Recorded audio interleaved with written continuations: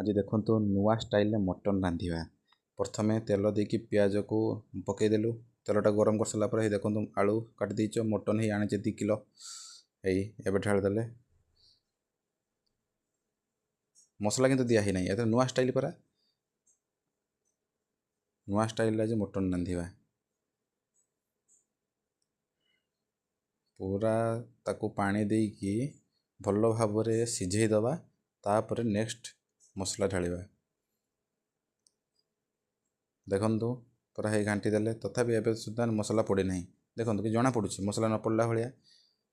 तापर मसला पकेबा जो अदा रसुण पेस्ट एवं जो जतिक मसला जातीय जिनस एबे पकेबा। हे सब अदा रसुण पेस्ट मसला सब पका चलछि। देखंतु लंका गुंड, हल्दी गुंडाटा होछि कोन, धनिया गुंड सब देखंतु। मटनटा देखा होछि तो देखुछन केमति देखला बेलकु एते मते भूख लागिलानी। बहुत सुंदर भाव रोषे चलती देखो नुआ स्टाइल आपण मैंने निजे मध्य घर ट्राए करेंगे। गरम मसला ढालीदेलु घरे सब रांधन देखो ये रांधतु। तापर मीट मसला ढालीदेलु।